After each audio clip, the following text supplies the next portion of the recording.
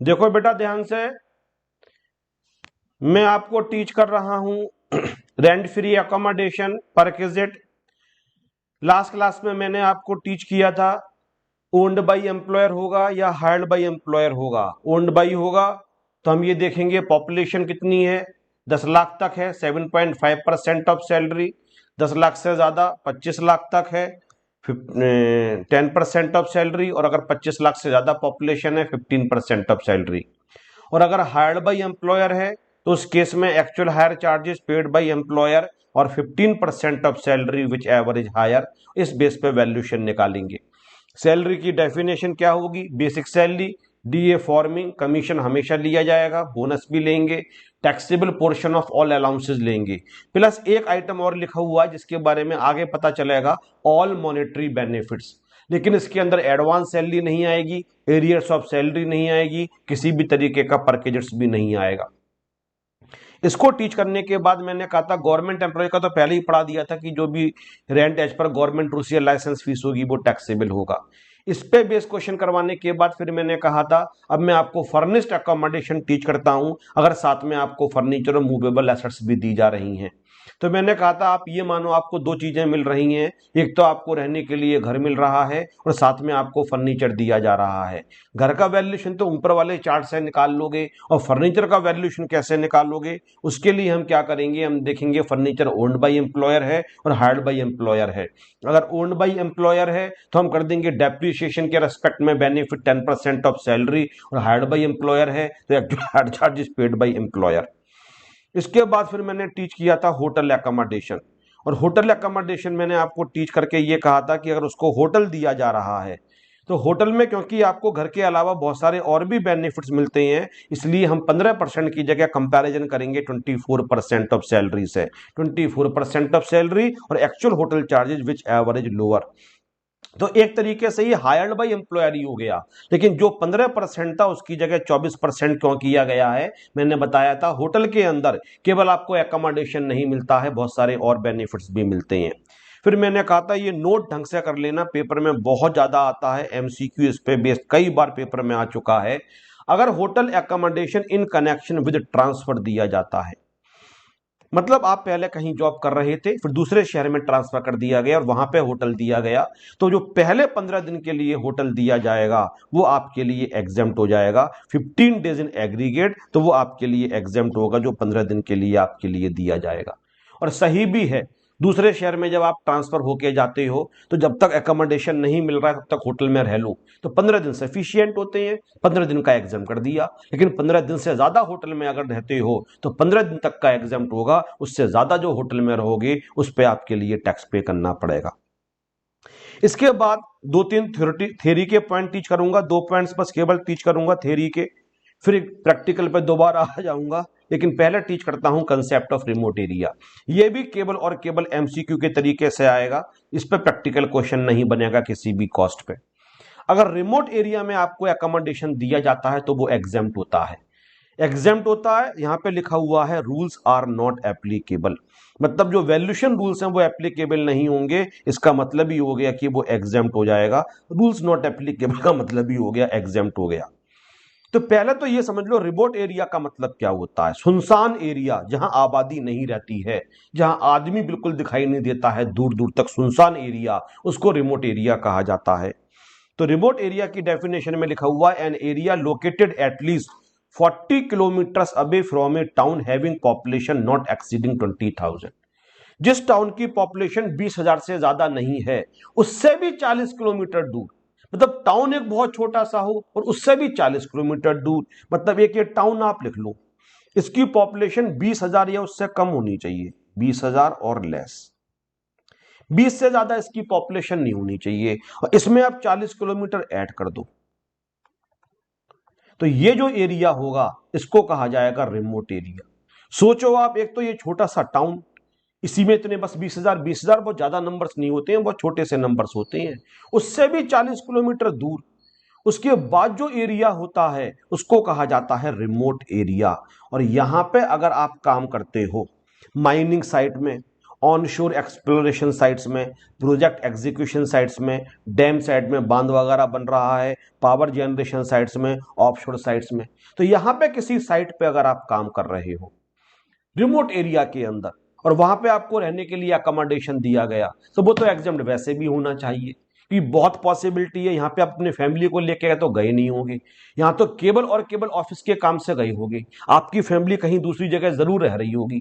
भैया यहाँ पे तो बच्चों की एजुकेशन भी नहीं हो पाएगी, मेडिकल फैसिलिटीज भी प्रॉपर नहीं होंगी, कि कोई भी साधन नहीं होगा। तो यहाँ तो केवल और केवल काम के पर्पज से ही जा रहे हैं ना, तो केवल और केवल काम के पर्पज से जा रहे हैं, तो एकोमोडेशन भी केवल काम के पर्पज से दिया गया ना। और जनरली एकोमोडेशन भी टेम्पररीज बना दिए जाते हैं रहने के लिए, जब तक साइट पे काम पूरा नहीं हो जाता है। तो इस तरीके के जो एकोमोडेशंस होते हैं वो एग्जेम्प्ट होते हैं। तो पेपर में कई बार रिमोट एरिया की डेफिनेशन क्या होता है रिमोट एरिया, तो फिल इन द ब्लैंक के लिए आ जाता है 40 kilometre away from A town having population not exceeding 20,000, जिस टाउन की पॉपुलेशन 20,000 से ज्यादा नहीं है, उससे भी 20 किलोमीटर दूर जो आपका एरिया होता है वहां उसको रिमोट एरिया, और वहां पे किसी साइट में काम कर रहे हो तो जो भी आपको मिलेगा एग्जेम्प्ट होगा। और अब एक एग्जम्पशन और भी है, लेकिन वो एग्जम्पशन जो है वो आपके लिए स्टेटस के बेस पे है। अभी तक तो हम एकोमोडेशन बता रहे थे, एकोमोडेशन कहां दिया गया, जैसे होटल वाले में मैंने बताया अगर ट्रांसफर के रेस्पेक्ट में होटल दिया गया तो 15 दिन के लिए एग्जेम्प्ट होगा। रिमोट एरिया में मैंने बताया कि रिमोट एरिया में एकोमोडेशन दिया गया तो एग्जेम्प्ट होगा। अभी तक मैं एग्जम्पशन एकोमोडेशन के बेस पे बता रहा था, अब मैं पर्सन के बेस पे बताऊंगा दिया किसको गया है। तो कुछ ऐसे लोग होते हैं जिनके हाथ में आरएफए को एग्जेम्प्ट किया गया है, जैसे जजेज of high court, जजेज of supreme court, officials of the parliament, parliament में जितने भी ऑफिसर्स वगैरह काम करते हैं, यूनियन मिनिस्टर्स, जितने भी केंद्र सरकार के मिनिस्टर्स होते हैं, जैसे अमित शाह हमारे होम मिनिस्टर्स हैं, external affair minister Rajnath Singh हैं, निर्मला सीतारमन हमारी फाइनेंस मिनिस्टर हैं, पीयूष गोयल जो हमारे नितिन गडकरी हैं वो ट्रांसपोर्ट मिनिस्टर्स हैं, ये सारे के सारे यूनियन मिनिस्टर्स हैं, इनको जो घर दिया जाता है एग्जेम्प्ट होता है। और leader of opposition in the parliament, parliament के अंदर जो सबसे बड़ी दूसरी पार्टी होती है, अपोजिशन होती है, वो अपना लीडर अपॉइंट करती है पार्लियामेंट के अंदर, उसको जो एकोमोडेशन दिया जाता है वो भी एग्जेम्प्ट होता है। तो ये एक दो थ्योरी के पॉइंट से कर लेना, पेपर में फ्रीक्वेंटली आते रहते हैं। लेकिन अब मैं एकोमोडेशन का आखिरी पॉइंट और जो पेपर में बहुत ज्यादा आता है, बहुत बहुत ज्यादा, वो आपको टीच कर रहा हूं। इसका नाम है valuation of accommodation at a concessional rate. Concessional rate, तो एकोमोडेशन एट कंसेशनल रेट पहले मैं यहां पे लिख लेता हूं इसी लाइन के लिए, एकोमोडेशन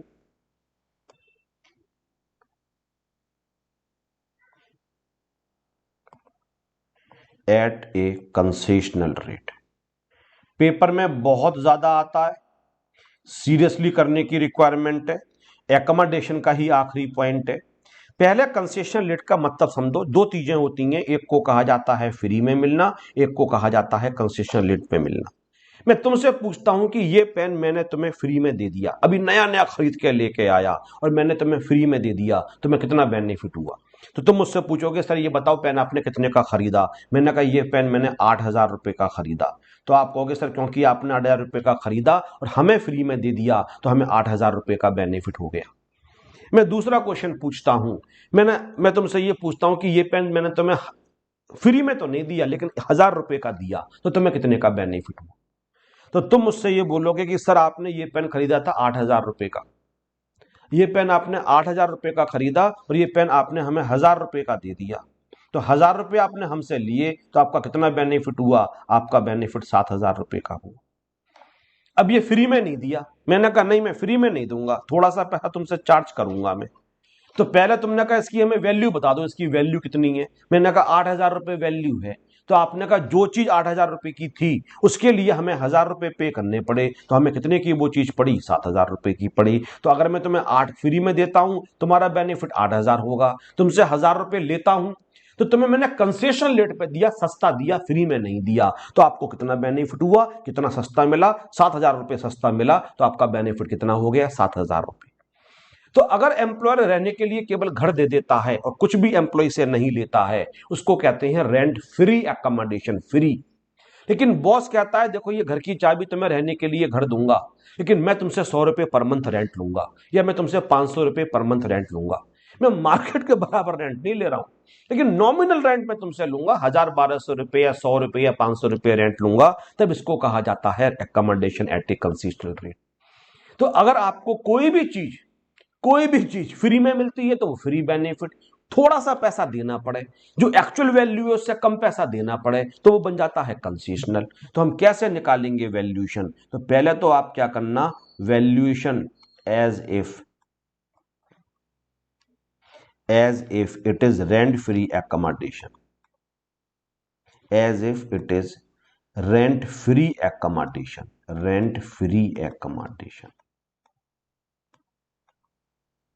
पहले आप ये अज्यूम कर लेना कि ये अगर हमें फ्री में मिलता तो कितने का मिलता, फ्री वाला अज्यूम करके आप निकाल लेना फ्री में था, तो आपको घर का वैल्यूएशन पता चल जाएगा कि इस घर का वैल्यूएशन कितना है फ्री के मान के। तो फ्री का आपको निकालना आता है और यहां से माइनस कर देना rent charge by employer, rent charge by employer. Employer ने कितना रेंट चार्ज किया, यहां से माइनस कर देना, तो ये क्या निकल के आ जाएगा, टैक्सेबल वैल्यूएशन, और इस पे आपको टैक्स पे करना पड़ेगा, ये आपकी सैलरी के अंदर ऐड किया जाएगा। तो पहले हमेशा फ्री वाला वैल्यूएशन निकालने से चीज की वैल्यू पता चल जाती है, वो चीज है कितने की। जैसे कि मेरे पास ये वाला मोबाइल रखा हुआ है और ये वाला मोबाइल मैंने बिल्कुल नया खरीदा अभी, और मैंने आपको 1000 रुपए का दे दिया, अब बताओ कितना बेनिफिट हुआ। तो पहले मालूम है आप मुझसे क्या पूछो, सर ये बताओ अगर यही मोबाइल आप हमें फ्री में देते तो हमें कितना बेनिफिट होता। ये क्वेश्चन पूछने से आपको मोबाइल की वैल्यू पता चल जाएगी, कॉस्ट पता चल जाएगी कि मैंने कितने का खरीदा। सर आप अगर ये हमें मोबाइल फ्री में दो हमें कितने का बेनिफिट होगा, मैंने कि तुम्हें 20,000 रुपए का बेनिफिट होगा फ्री में देता हूं। तो पता चल गया कि सर ने ये मोबाइल 20,000 रुपए का लिया है और सर ये मोबाइल हमें 1000 रुपए का दे रहे हैं, तो आप सोच लोगे 20 वाली चीज हमें 1000 रुपए की मिल रही है, इसलिए हमें बेनिफिट हो गया 19,000 रुपए का। तो फ्री बोल के हम पहले वैल्यू पता कर लेते हैं इसकी वैल्यू है कितनी। तो जिस घर का बॉस आपसे थोड़ा बहुत रेंट चार्ज कर रहा है, पहले आप ये पता लगाओ कि ये अगर फ्री में मिलता तो हमें कितना बेनिफिट होता, और वो वैल्यूएशन लास्ट क्लास में निकालना सिखाया था, और उसमें से हम माइनस कर देंगे रेंट चार्ज बाई एम्प्लॉयर, जो बॉस ने रेंट चार्ज किया होगा, जो बच जाएगा उस अमाउंट को सैलरी में ऐड किया जाएगा, that is called the taxable valuation.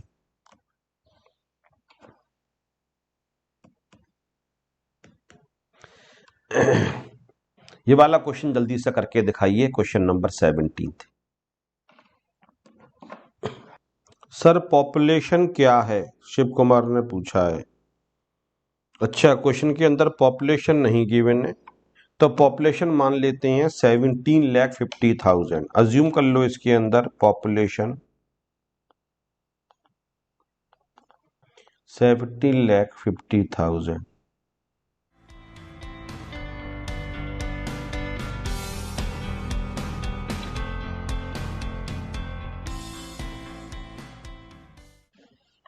$32,000 into 12, 3,84,000। 32,000, 360 plus 24, 84 ठीक किया है मैंने, इंटू 12, ये हो गया 2,40,000। फॉर्मिंग है, बोनस पूरा 1 साल का दे रखा है पर एनम 4,000 रुपीज बेटा। इसके बाद दे रखा है आपके लिए एकोमोडेशन ओन्ड बाई एम्प्लॉयर, लेकिन पहले एंटरटेनमेंट अलाउंस कर लेते हैं, 500 इंटू 12, 6,000 रुपए। पहले एंटरटेनमेंट अलाउंस इसलिए किया क्योंकि ये भी आरएफए के लिए इंक्लूड किया जाएगा। अब सैलरी निकालते हैं हम लोग एकोमोडेशन के लिए, तो 3,84,000 प्लस 2,40,000 प्लस 4,000 प्लस 6,000, तो ये सैलरी निकल के आएगी एकोमोडेशन के लिए। तो ये सैलरी कितनी निकल के आएगी, 3,84,000 प्लस 2,40,000 प्लस 4,000 प्लस 6,000, और ये हो गया 6,34,000। इस 34 का 10% ले लेंगे, क्योंकि पॉपुलेशन दे रखी है आपके लिए 10 लाख से ज्यादा 25 लाख तक 10%। तो ये कितना निकल के आ जाएगा, ये निकल के आ जाएगा आपके लिए 63,400। इसमें फर्नीचर ऐड कर देंगे। अब फर्नीचर क्या है, कॉस्ट ऑफ द फर्नीचर कितनी, 10,000, इसका 10%, तो ये 1,000 रुपये इसके अंदर ऐड कर देंगे। तो वैल्यूएशन निकल के आ गया 64,400। लेकिन यहां से रेंट माइनस करेंगे, रेंट चार्ज बाई एम्प्लॉयर।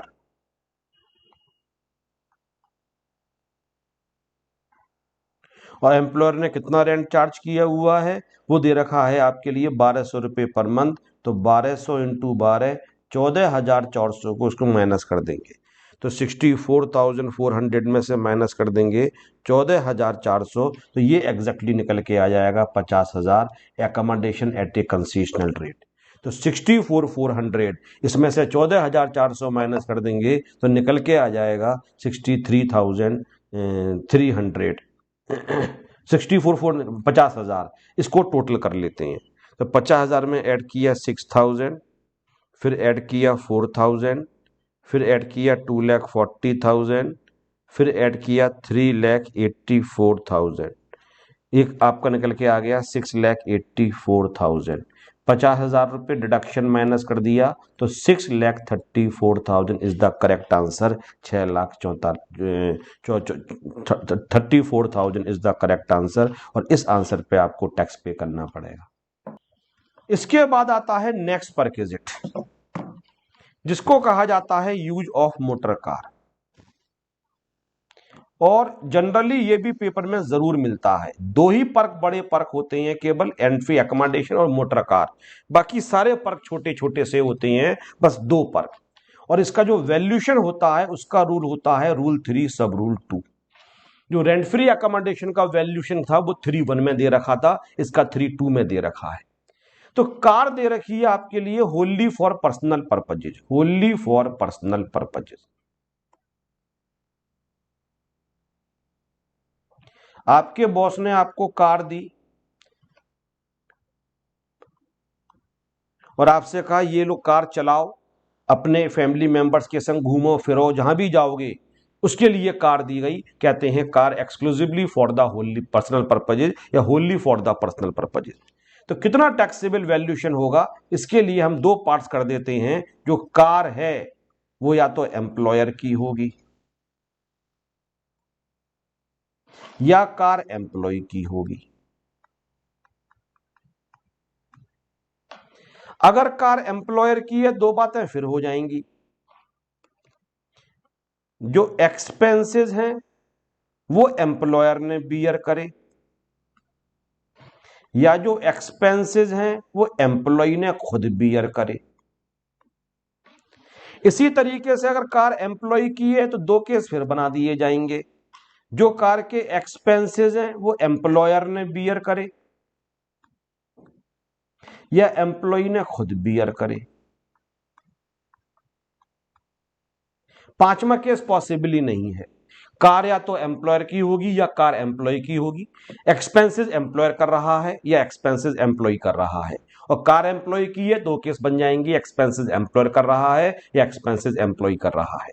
हम पहला केस देखते हैं। कार एम्प्लॉयर की है और खर्चा भी एम्प्लॉयर ने किया। मैं बच्चों से पूछता हूं कि बताओ बेनिफिट हुआ, बच्चे कहते हैं सर एक नहीं दो दो बेनिफिट हुए। उसको सर कार भी चलाने को मिली और सर साथ में उसके लिए कार का जो मेंटेनेंस वगैरह था, जो फ्यूल वगैरह का खर्चा था, सर वो भी मिला। सर दो दो बेनिफिट मिले।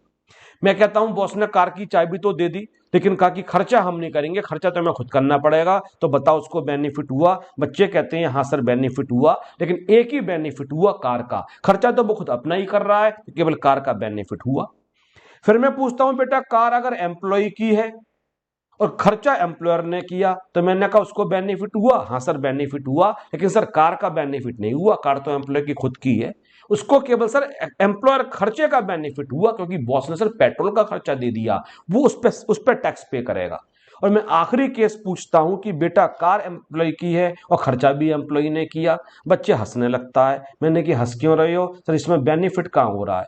आपकी कार आप ही खर्चा कर रहे हो। सैलरी का मतलब होता है बॉस से कितना कमाया, तो इस पे तो क्रॉस लगा दो, ये तो आपकी सैलरी से बाहर हो गया, ये तो पर्क ही नहीं है। आप घर में डेली कुछ ना कुछ करते हो, बॉस से रिलेशन ही नहीं है, बताओ कितना टैक्स पे करोगे? अरे सर हम कमा ही नहीं रहे हैं, ये तो हम जो कमा चुके हैं उसको हम खर्च कर रहे हैं। उल्टा देखा जाए तो आपने कार खरीदी हुई है, उस कार को आप ही फ्यूल डलवा के चला रहे हो, तो बॉस से आपको क्या मिल रहा है? कुछ भी नहीं मिल रहा है, तो आप क्यों टैक्स पे करोगे?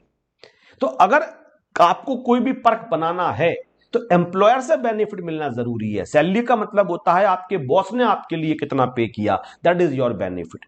तो इस वाले केस में, आखिरी केस में, क्योंकि कार भी एम्प्लॉय की है और खर्चा भी एम्प्लॉय कर रहा है, तो कोई भी बेनिफिट नहीं होगा, हमें बाकी तीनों केस में बेनिफिट निकालना है। अब पहला केस लेते हैं और मैं बच्चों से कहता हूं कि बताओ कितने बेनिफिट हुए। बच्चे ने कहा 2, तो मैंने यहां पे प्लस लगा दिया। एक कार का बेनिफिट हुआ, एक खर्चे का बेनिफिट।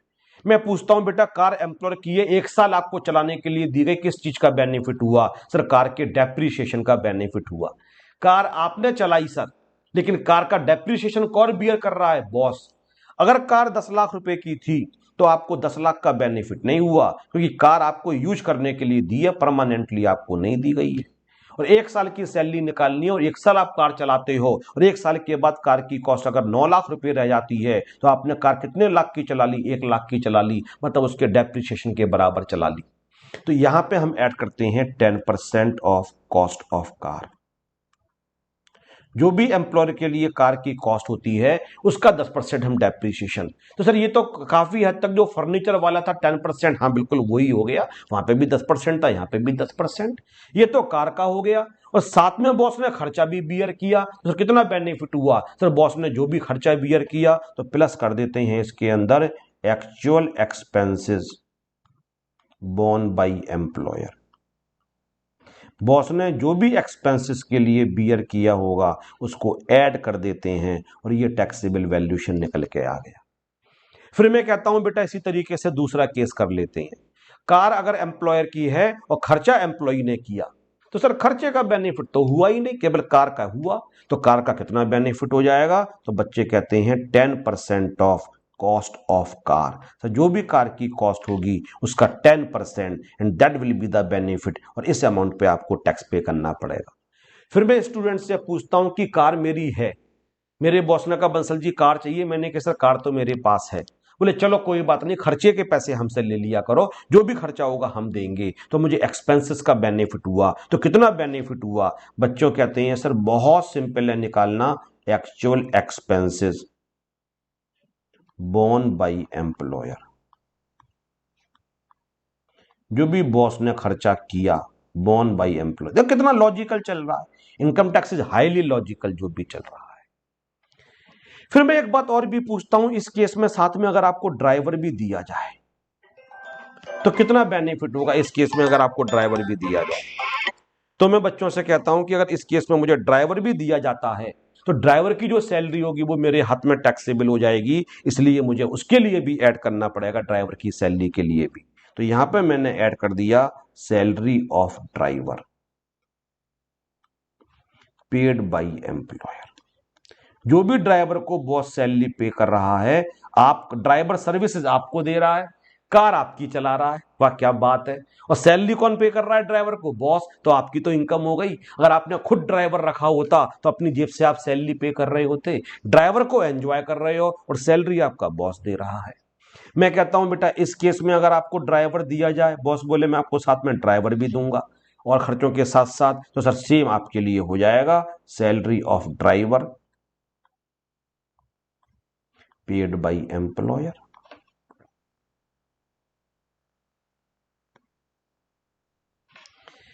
फिर तीसरा केस मैं कहता हूं, बॉस कहता है कि हाँ, बॉस कहता है ठीक है हम खर्चे हमसे ले लेना और साथ में हम आपको ड्राइवर भी देंगे। इस केस में भी ड्राइवर दिया गया, तो सर सेम, आप ड्राइवर को एंजॉय कर रहे हो लेकिन ड्राइवर की सैलरी बॉस पे कर रहा है, तो जो भी ड्राइवर की सैलरी होगी वो आपके लिए साथ में ऐड कर दी जाएगी, salary of driver is paid by employer. तो दुनिया का सबसे इजी कंसेप्ट है, इस पे बेस क्वेश्चन बहुत कम आते हैं क्योंकि इतना इजी है कि इस पे बेस क्वेश्चन आने भी नहीं चाहिए। तो मैं देखता हूं क्या कोई क्वेश्चन है, मैं भी क्वेश्चन खुद डिजाइन कर दूंगा, लेकिन पहले मैं आगे पढ़ा दूं इस पे बेस। चलो एक छोटा सा क्वेश्चन में एक लैंग्वेज आपको करके दिखा देता हूं, लैंग्वेज क्या आती है। He is given a car,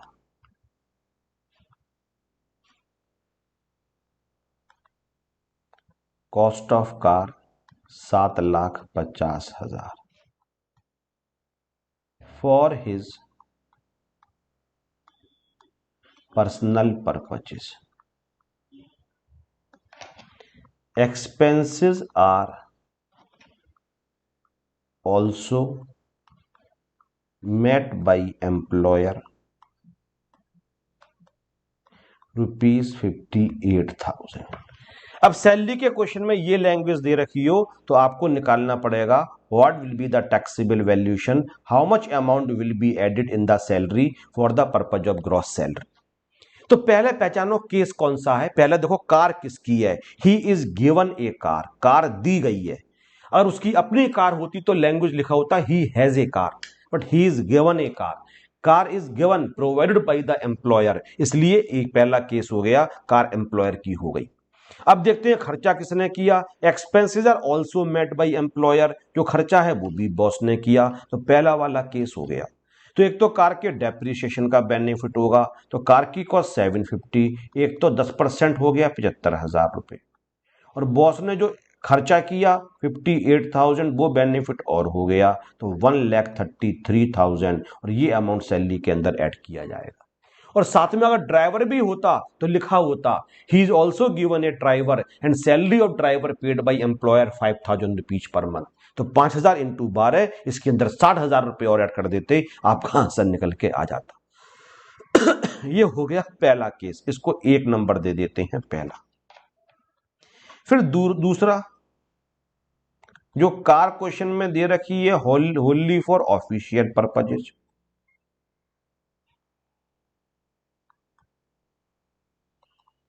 car cable और केबल ऑफिस के काम से दे रखी है, Holi for official. Sir Holi for official है, उसका पर्सनल बेनिफिट क्या है? केबल और केबल ऑफिस के काम के लिए दी जा रही है सर। बॉस ने कहा बंसल जी एक मीटिंग में जाना है, ये कार ले जाओ, मैं मीटिंग में ले गया।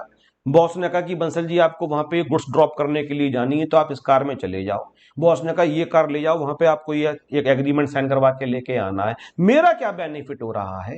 ये तो पहली क्लास में हमने कहा था इनकम का मतलब आपका कितना बेनिफिट है। हमने तो उन अलाउंसेस को भी एग्जाम कर दी जो ऑफिशियल पर्पज से दिए जाते हैं।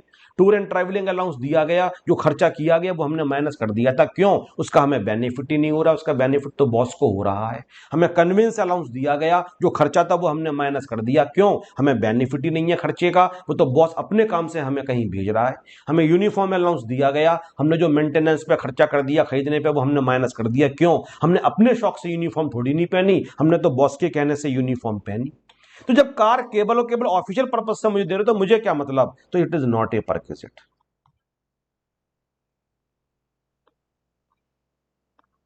इस पे मैं क्यों टैक्स पे करूंगा? It is not a perquisite. इसी क्वेश्चन में आएगा तो आप डैश लगा दोगे, उसकी सैलरी नहीं हो रही है। लेकिन तीसरा जो केस है वो पेपर में सबसे ज्यादा आता है, सबसे ज्यादा पेपर में यही आता है, और वो क्या है? पार्टली फॉर पर्सनल पर्पजेज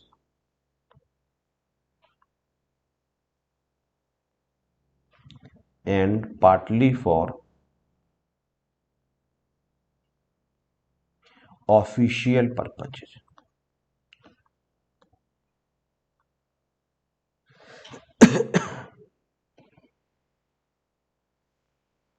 अब इसमें मैं बच्चों से पूछता हूं बेनिफिट है, बच्चे कहते हैं है, लेकिन सर 100% बेनिफिट नहीं है।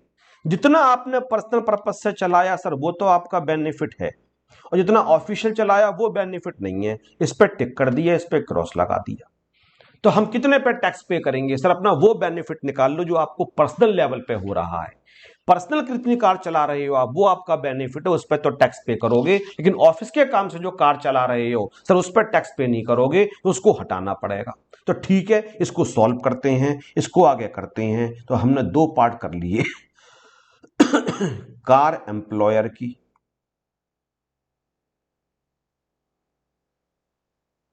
और कार एम्प्लॉय की।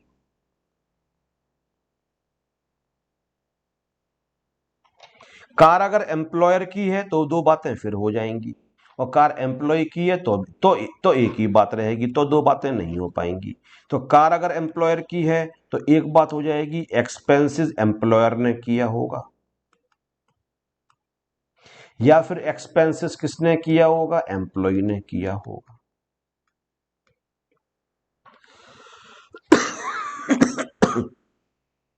लेकिन कार अगर एम्प्लॉय की है तो फर्क तभी बनेगा जब एक्सपेंसेस किसने किया होगा? एम्प्लॉयर ने किया होगा।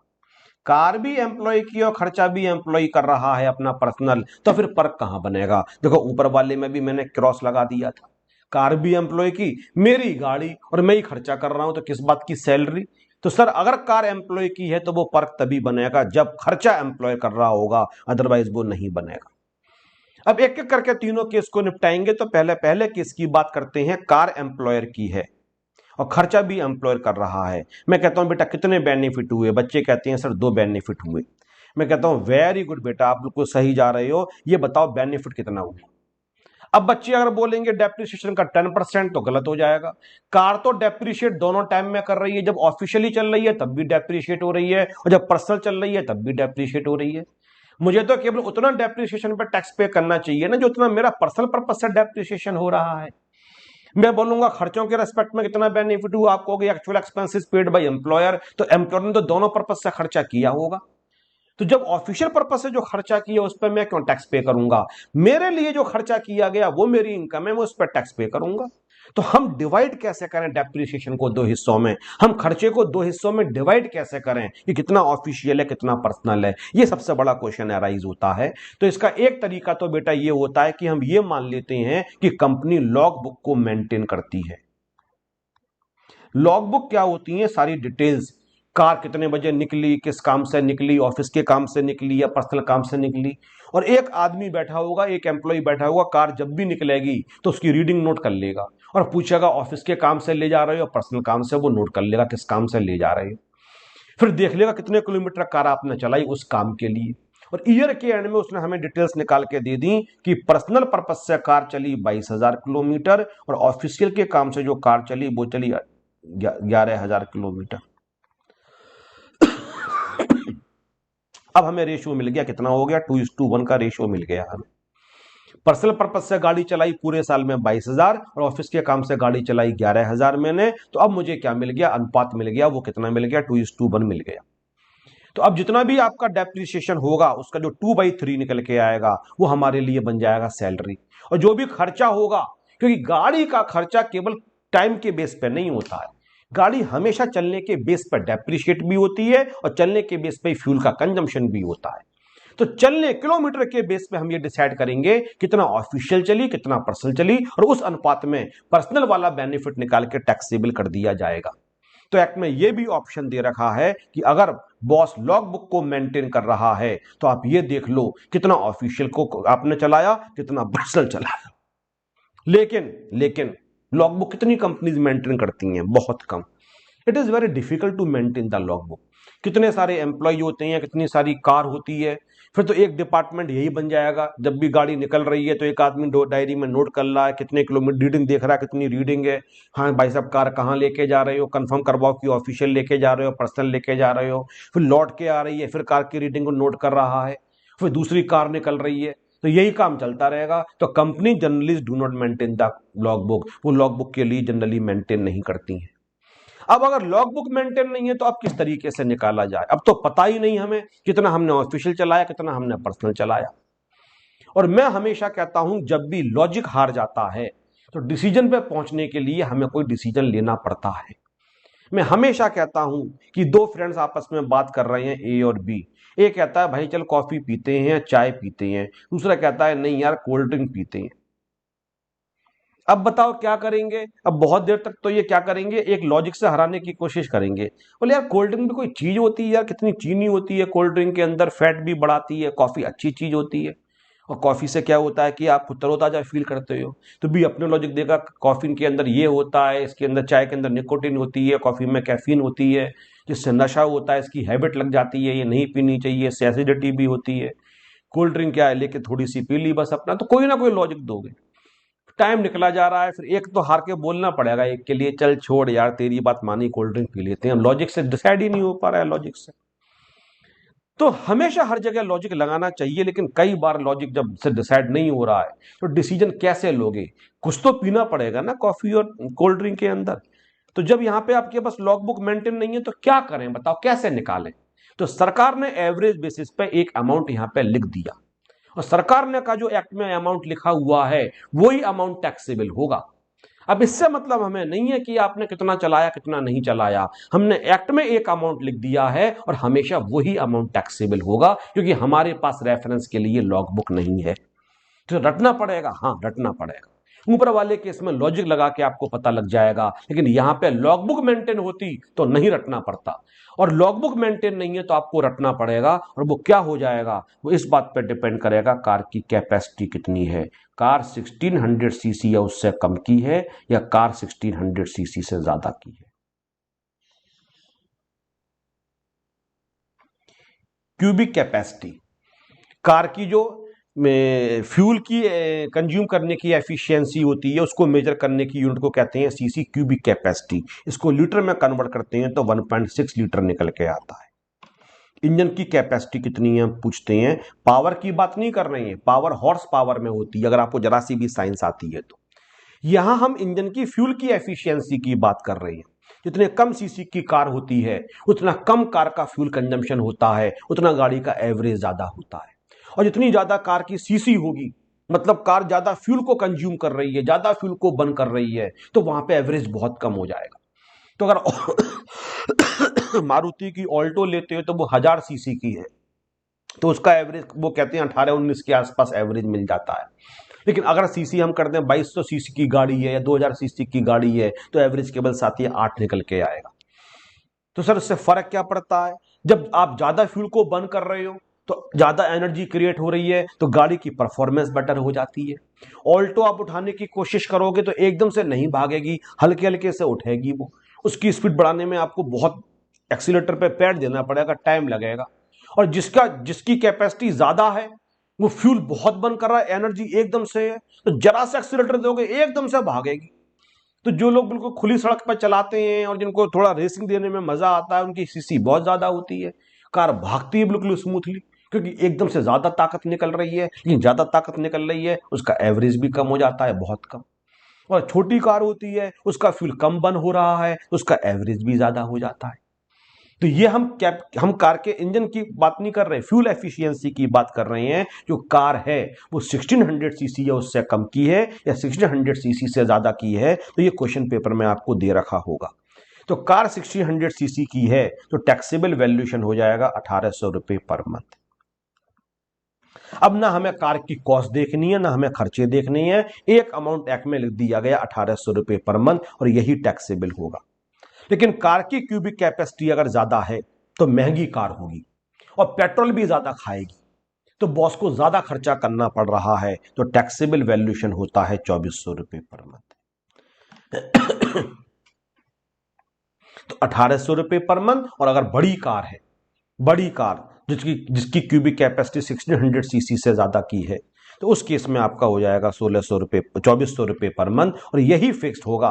कार की कॉस्ट भी दे रखी हो तब भी इग्नोर कर देना, कार का खर्चा भी दे रखा हो तब भी इग्नोर कर देना, क्योंकि लॉग बुक नहीं है आपके पास, जो एक्ट में लिखा हुआ है वही अमाउंट टैक्सेबल होगा बेटा। अगर कार की कैपेसिटी बेटा 1600 सीसी से कम की है,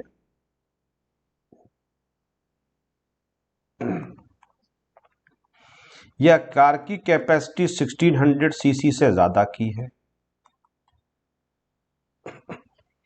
तो यहां तो कम टैक्सेबल होना चाहिए, क्योंकि यहां खर्चों का बेनिफिट तो हो नहीं रहा है, खर्चा तो एम्प्लॉय अपना खुद कर रहा है, यहां तो केवल कार का बेनिफिट हो रहा है। तो यहां जो टैक्सेबल वैल्यूएशन दे रखा है वो इस केस के अंदर दे रखा है 600 रुपए पर मंथ, और इस केस में दे रखा है 900 रुपए per month.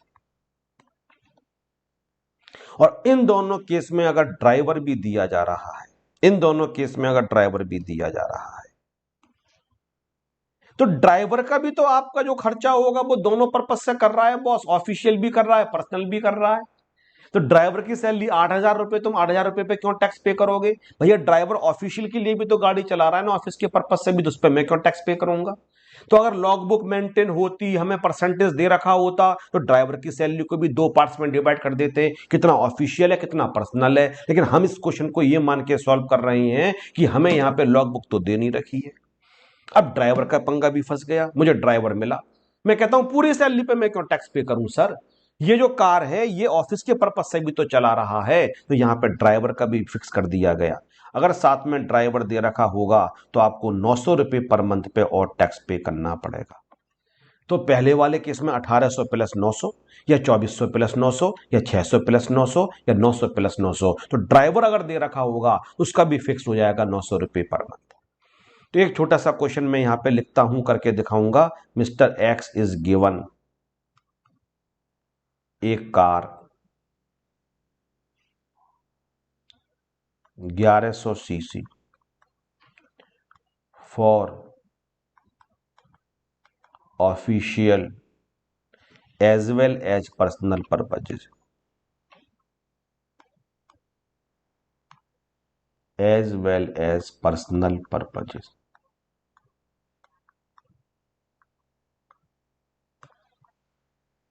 Expenses borne by expenses are also borne by employer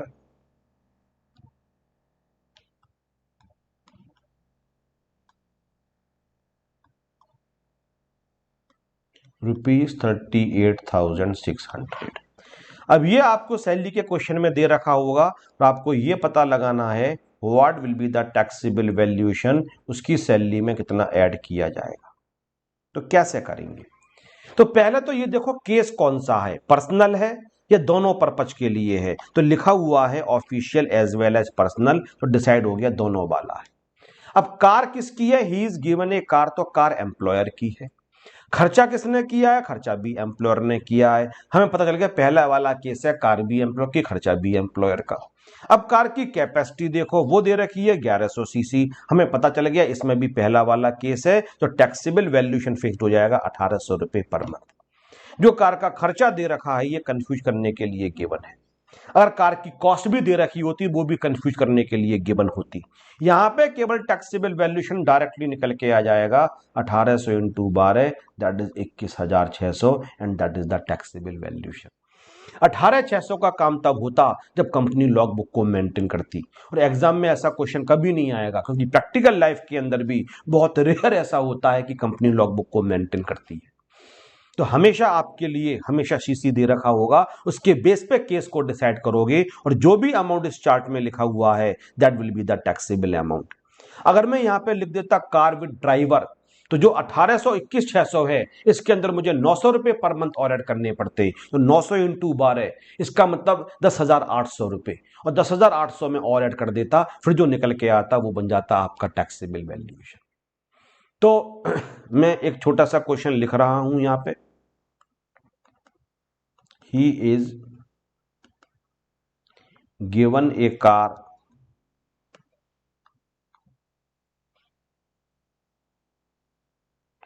1600 cc for his personal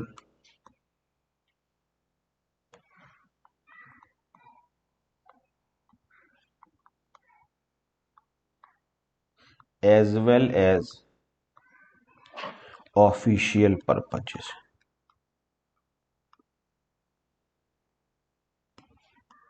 Expenses are met by Mr. X himself. खर्चे मिस्टर एक्स ने खुद बियर करे।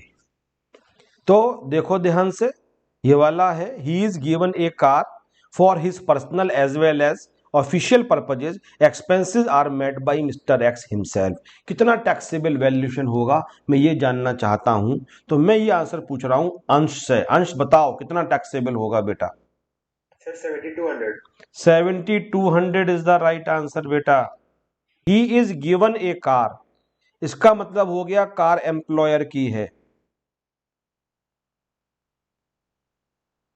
Expenses are made by Mr X himself, खर्चा employ ने खुद किया। तो car employer की खर्चा एम्प्लॉय ने खुद किया, तो बीच वाला केस है वो केस देखो जिसपे मैं इस समय हैश बना रहा हूं, ये वाला केस है खर्च कार एम्प्लॉयर की खर्चा एम्प्लॉय ने किया। अब कैपेसिटी देखते हैं पूरी 1600 सीसी, तो लेस देन इक्वल टू पहले वाले केस में दे रखा है 1600 सीसी से कम या उसके बराबर। तो कितना अमाउंट लिखा हुआ है? 600 रुपए पर मंथ। तो कितना टैक्सेबल वैल्यूएशन हो जाएगा? तो यहां पे टैक्सेबल वैल्यूएशन हो जाएगा बेटा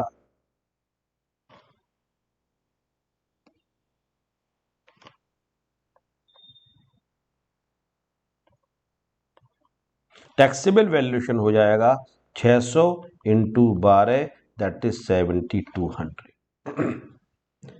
दूसरा question, he is given a car 2200 cc, cost of car 9,70,000 for both purposes.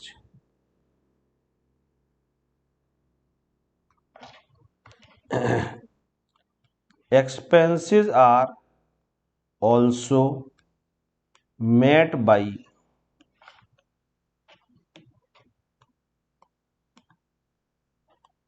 employer.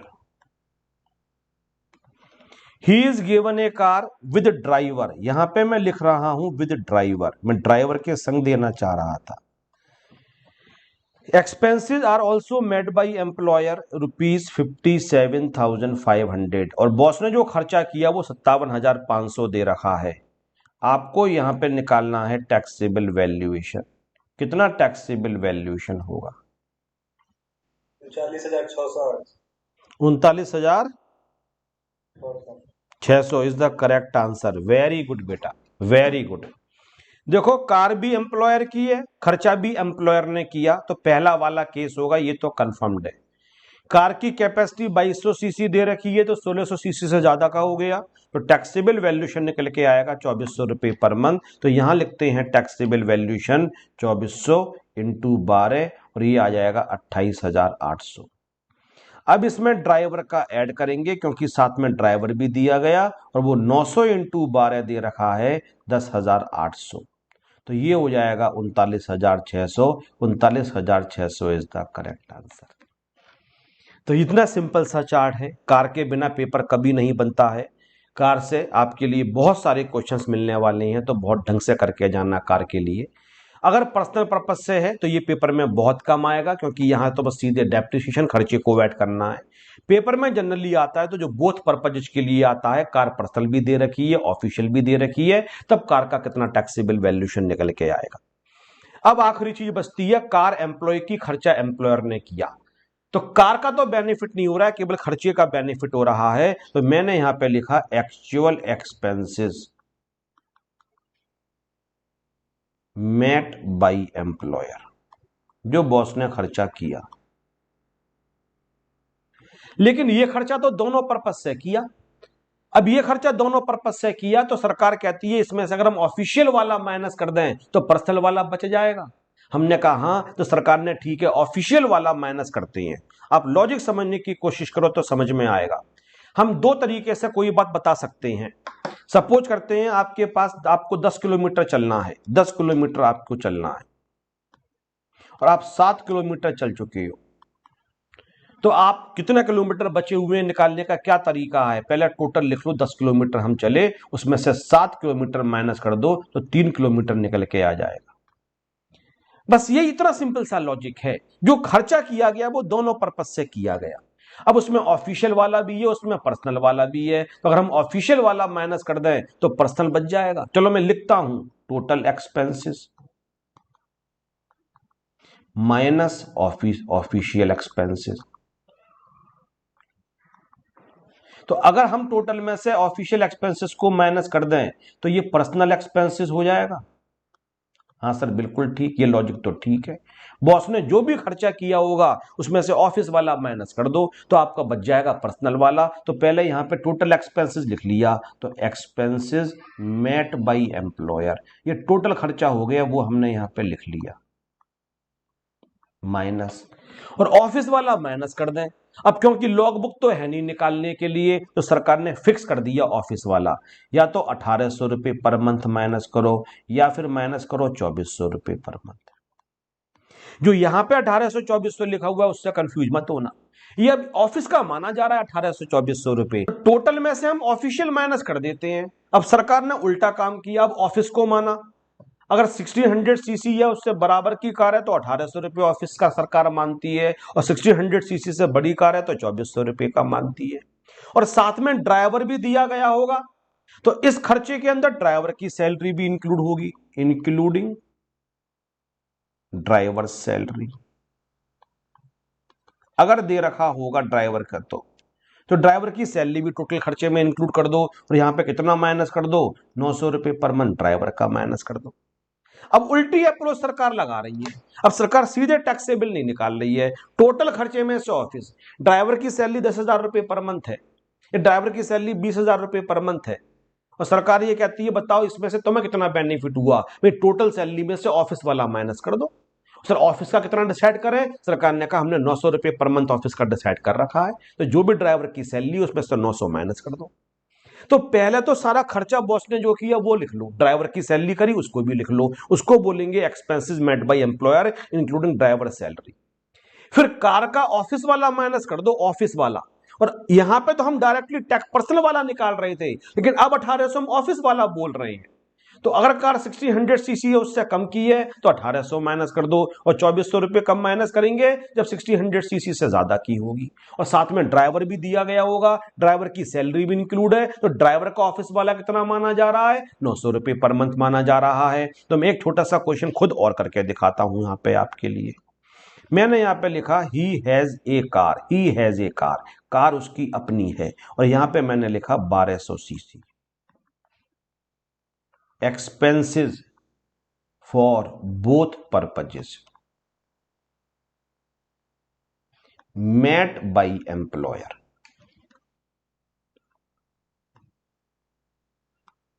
₹62,000। Driver का क्वेश्चन नहीं दिया, सिंपल क्वेश्चन दिया, तो पहले तो देखते हैं कौन सा केस है। सर आपने बोथ दिया, इसका मतलब होली पर्सनल नहीं है, ये वाला केस है partly for personal partly official.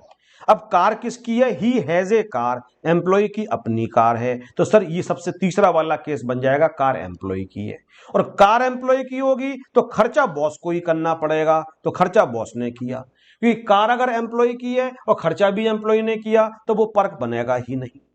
तो अब कितना टैक्सेबल वैल्यूएशन होगा, पहले टोटल खर्चा लिख लो 62,000। अब ये टोटल खर्चा हो गया, अब इसमें से हम माइनस करेंगे official.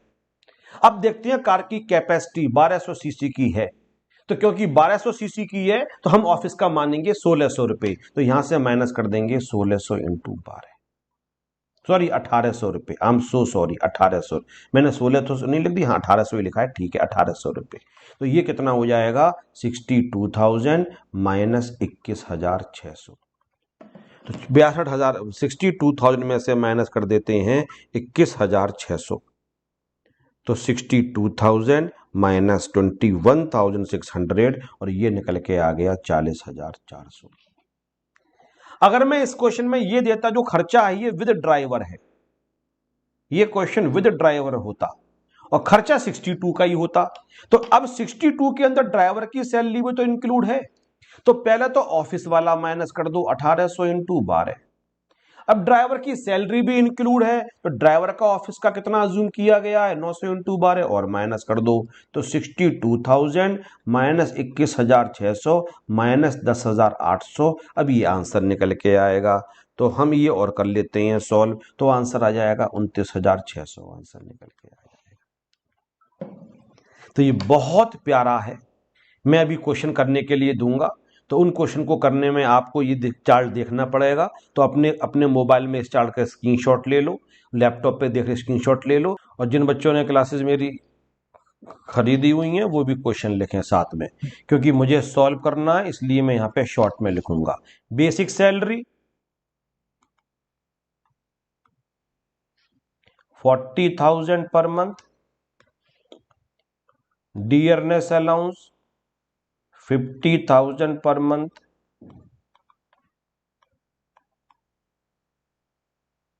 40% for me,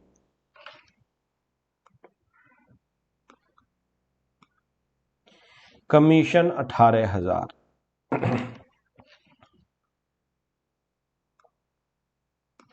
children education allowance 500 per month for 3 children,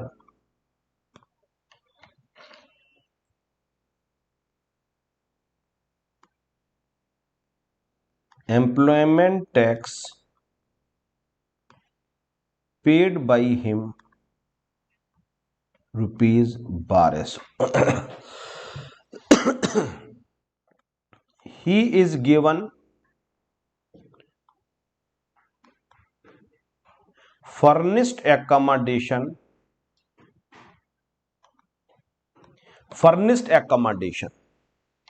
owned by employer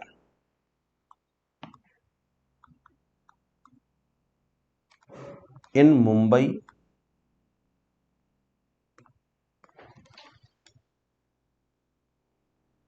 cost of the furniture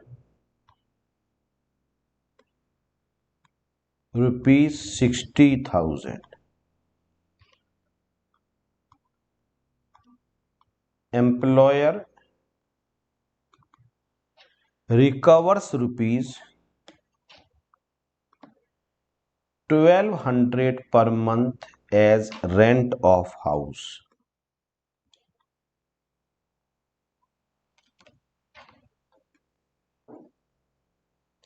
He has a car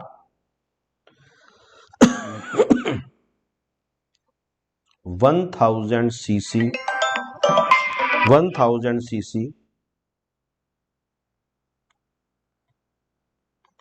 which is used for both purposes, expenses including driver's salary,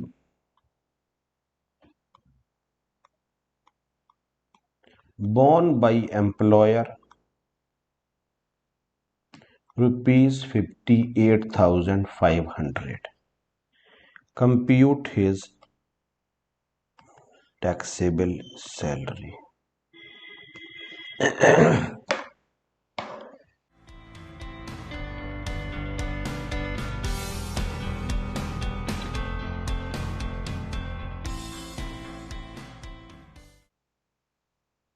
चलो मैं भी शुरू करता हूं बेटा, साथ में मैं आगे ही सॉल्व कर देता हूं बेटा। प्रीति ने भी दिया, वेरी गुड, आप लोग कर रहे हो, बड़ी खुशी होती है।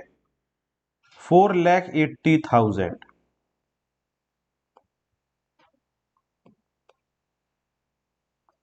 1,80,000, कमीशन पूरा 18,000, 500 इंटू 12 6,000 माइनस 100 इंटू 2 इंटू 12 ₹2,400, तो 3,600 रुपये टैक्सेबल हो जाएगा। पर मंथ पर चाइल्ड नहीं बोला, 500 रुपये तीनों बच्चों के लिए 500 रुपये है, तीनों के लिए मिले 500 रुपये है, तो 500 इंटू 3 मत कर देना, 6,000 तीनों के लिए है, तो 2,400 माइनस करेंगे तो 3,600 टैक्सेबल हो जाएगा। एम्प्लॉयमेंट टैक्स तो बाद में माइनस करेंगे, तो इसको छोड़ देते हैं। अब इसको एकोमोडेशन दिया गया तो RFA दिया, फ्री लिखना गलत है, फर्निश्ड एकोमोडेशन लिखते हैं, फर्निश्ड एकोमोडेशन। तो इसके लिए पहले हम सैलरी निकाल लेते हैं। सर एक तो बेसिक सैलरी ले लो 4,80,000, हाँ बेटा एक तो 480 ले लेते हैं। DA सर कितना ले लें, 72,000, 6,000 इंटू 12 72,000। सर कमीशन हमेशा लिया जाएगा सर, प्लस 3,600 रुपये ले लेते हैं, पर कभी भी नहीं आते हैं इसके अंदर। तो ये आपकी एकोमोडेशन के लिए सैलरी निकल के आ गई, 4,80,000 प्लस 72,000 प्लस 18,000 प्लस 3,600, ये हो गया 5,73,600। इसका निकाल देते हैं बेटा। यहाँ पे पॉपुलेशन कितनी दे रखी थी मैंने, मुंबई, तो 15% निकाल देते हैं, तो इंटू 15%, ये आ गया 86,040। इसमें यहाँ पे ऐड कर देते हैं फर्नीचर। अब फर्नीचर की कॉस्ट कितनी थी, 60,000, तो 60,000 का 10%, तो ये निकल के आ जाएगा 6,000, तो इसमें 6,000 रुपये ऐड कर दिया, तो ये निकल के आ गया 92,040। यहाँ से बॉस ने जो रेंट रिकवर किया वो कितना था, 1,200 इंटू 12 14,400, तो माइनस कर दिया 14,400, तो आरएफए का वैल्यूशन निकाल दिया 77,640, ये यहाँ पे निकल गया। इसको वर्किंग नोट से चेक कर लो, तो ब्रैकेट में वर्किंग नोट्स लिख दिया जाता है। अब कार उसकी कार थी, खर्चा बॉस ने किया दोनों पर्पजेस के लिए, तो 58,500 माइनस कार 1000 सीसी की है तो 1800 इंटू 12, और ड्राइवर भी था तो 900 इंटू 12 और माइनस कर दो।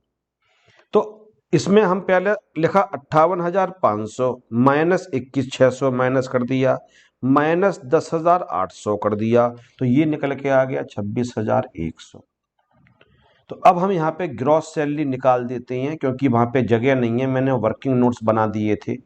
तो ग्रॉस सैलरी कितनी आएगी, 26,100 में ऐड कर दिया 77,640, फिर ऐड कर दिया इसके अंदर 3,600 रुपये, फिर ऐड कर दिया इसके अंदर 18,000 रुपये, फिर ऐड कर दिया 1,80,000 रुपये, फिर ऐड कर दिया 4,80,000, तो ये निकल के आ गया 7,85,340। अब इसमें से 16(1)(a) में माइनस करेंगे 50,000 रुपये, और 16(3) में एम्प्लॉयमेंट टैक्स माइनस करेंगे 1,200 रुपये। तो यहाँ से पहले 50,000 रुपये माइनस किया और फिर 1,200 किया, तो 7,34,140, that is the correct answer, 7,34,140। इसका मतलब मैं अच्छा पढ़ा रहा हूं, ऑलमोस्ट सबके सही आंसर आ रहे हैं। फरहान सिद्दीकी का सही है, विकास का ठीक है, आयुष का ठीक है, तमन्ना जी। सर मैंने यूज ऑफ मोटर कार में 26,400 लिख दिया था, 100 की वजह 4 लिख दिया। अच्छा, प्रीति का ठीक है, अतुल रॉय का ठीक है, राज साहब। चिल्ड्रन एजुकेशन अलाउंस में 4 नहीं देखे, गुना करना। अब समझ में आ गया बेटा। शिव का आंसर ठीक है, वेरी गुड। रवि पारे क्या गलती कर रहे थे, तुम्हारे पास माइक नहीं है, तुमने कहा था नेक्स्ट क्लास में माइक लेके आऊंगा। क्लास में ओवर कर रहा हूं, किसी को जरा सा भी डाउट है आज की क्लास में बेझिझक पूछो बेटा। आंसर देख के तो मुझे लग रहा है तुम्हें समझ में आ गया। अब सैलरी तुम्हारे कब्जे में आ गई। सैलरी में अगर तुमने ये दो पर, बाकी सब चीजें इजी हैं, बस यही दो में आपका सही है बेटा बस। Thank you very much.